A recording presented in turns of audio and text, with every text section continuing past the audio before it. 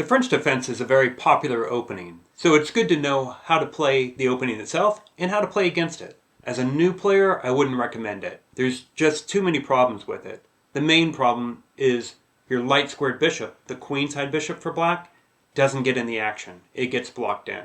But let's start talking about the French defense, which first of all, if you speak the Queen's English in maybe England or in Australia, you're going to spell it a little differently than we have here on the screen. There we go. I fixed it for you. So now the French defense is this opening that's characterized by white pushing the king pawn 2 squares, nice normal move, and then black plays the king pawn just 1 square. So here we are in the French defense. Black plays pawn to e6 on their first move. And whenever somebody doesn't fight for control of that center, you should grab it with pawn to d4. So you get e4 and d4 in, you have open lines for both bishops, and your center pawns are attacking important squares. Now black plays here. You could just make the capture. Pawn takes pawn, they take back, and now just put your bishop underneath your pawn, aiming towards both sides of the board. The problem with this is that black's disadvantage of that trapped-in queenside bishop is now gone. So I like to just leave that pawn on e6 and instead develop my knight to c3. This is the classical, most common variation. And black has a couple of different moves here. Black could play bishop to b4, which is called the winnower variation. We'll look at that in a future video. But today we're going to look at just the more classical knight to f6.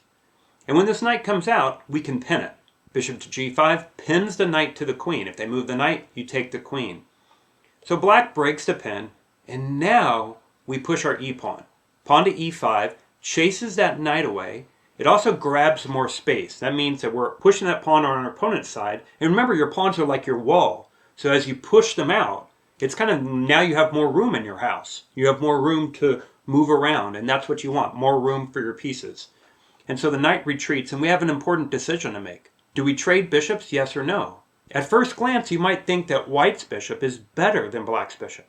But that's actually the opposite. The black bishop is what we call a good bishop. Those pawns in the center for black are on the light squares, and the bishop's on the dark squares. And so that bishop, the black bishop, has scope on both sides of the board, the king side and the queen side. The white bishop is actually a bad bishop because of these two pawns in the center. So if, for example, you retreated the bishop 1 or 2 squares, it's blocked. It can't attack over to the queen side because your center pawns are fixed on the same color. So for that reason, you want to trade bishops here and trade off your bishop for your opponent's strong, good bishop. And now kind of an odd move. We play pawn to f4. And what this does is it solidifies your center because when you have an advanced center, your opponent's going to try to attack it with their pawns and break it down.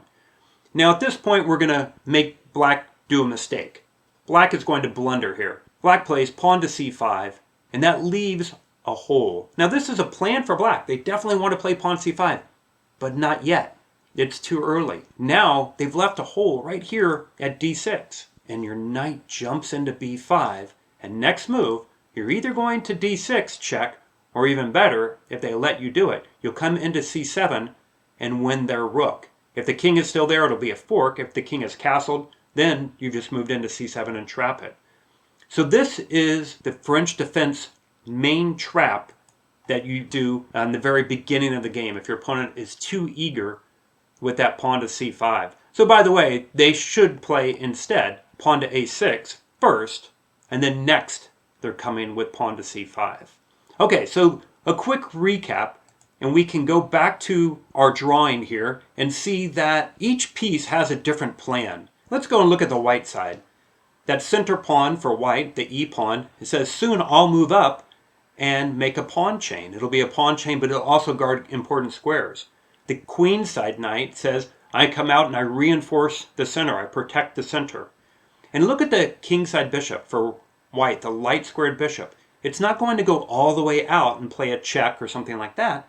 It's going to go to d3, where it aims underneath the pawn chain, and it'll aim deep into enemy territory. And now for black, that pawn pushes up, and you can see he has a little French chapeau on, a little French hat, and he says, I moved up 1 square, and that's why this is a French defense. The bishop on the queen side is pretty frustrated that it can't get out, The kingside bishop likes the French because it has more scope. And then the c-pawn is saying, when I move up 2 squares to c5, that signals the start of our attack.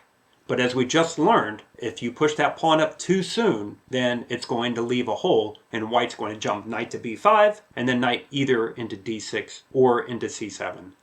All right, that's it for the French defense. I'll check you later.